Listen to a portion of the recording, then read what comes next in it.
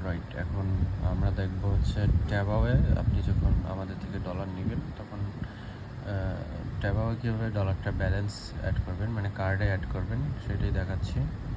তো ট্যাবাওয়ে অ্যাপসটা ওপেন করলাম, দেখতে পাচ্ছেন এটা হচ্ছে আমার কার্ডে $49 আছে, এটা আগে থেকেই লোড করা আমার। এটা হচ্ছে ওয়ালেট, আমি যখন আপনাকে ডলার সেন্ড করব তখন যে ডলারটা সেন্ড করবো এটা এইখানে শো হবে, ঠিক আছে? এটা হচ্ছে আপনার ওয়ালেটের মধ্যে আছে, এটা আপনি ট্রান্সফার করতে পারবেন, সব কিছু করতে পারবেন। তারপর এই ডলারটা, এই যে $10 যে, এটা কার্ডের মধ্যে টপ আপ করার জন্য এই কার্ডের এই নিচে দেখবেন লেখা থাকবে টপ আপ কার্ড, এখানে চাপ দেবেন। তারপর আপনার অ্যাকাউন্টে ধরেন $100 আছে, আপনি চাচ্ছেন এখন $10 লোড করতে, তো আপনি এখানে 10 লিখেও দিতে পারেন। আবার যদি বলেন যে একসাথে সবটা লোড করবেন তাহলে এই ম্যাক্সে চাপ দেবেন।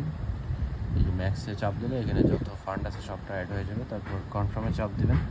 তারপর আপনার ওই সিকিউরিটি পিনটা চাইবে, ঠিক আছে? সিকিউরিটি পিনটা দিয়ে দিবেন। আমি এটার জন্য আপাতত হাইড রাখতেছি। হ্যাঁ, সিকিউরিটি পিনটা দিয়ে দিছি। সিকিউরিটি পিন দেওয়ার পর আপনি কনফার্মে চাপ দেবেন। তারপর এটার একটু লোড নেবে, একটু ওয়েট করতে বলবে, লাইক 1 মিনিট সর্বোচ্চ। এই যে টপ আপ হয়ে গেছে কার্ডে, ঠিক আছে? এখন ব্যাক টু কার্ডে চাপ দেবেন। এই যে দেখেন আমার এখানে ডলার লোড হয়ে গেছে। আর এখানে $9.9 আসার কারণ হচ্ছে ওরা যে একটা ফি কাটে, ওই ফিটা অ্যাডভান্স কেটে নিয়ে যায়। লাইক ধরেন রিডোট পেতে আপনি দেখবেন যখন ওরা পেমেন্ট কাটে তখন $1 1 সেন্ট ফি কাটে, $10 10 সেন্ট ফি, মানে $10 পেমেন্ট নিলে ওরা কেটে নেবে 10.10। কিন্তু ওরা এই ট্যাবাও কী করে, এটা অ্যাডভান্স কেটে নেয়। কিন্তু রিডোট পের থেকে ট্যাবাও কার্ডটা আপাতত সার্ভিস ভালো দিচ্ছে, কারণ রিডোট পেতে দেখা যায় ডিক্লাইন ফি আছে, বাট ট্যাবাও এই ডিক্লাইন ফিটা নাই।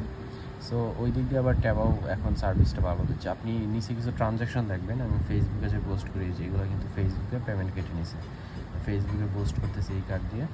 তো এইগুলো হচ্ছে দেখাচ্ছে আর কি কাটতেছে, ঠিক আছে?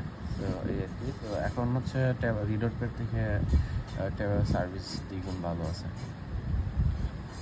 ঠিক আছে, থ্যাংক ইউ।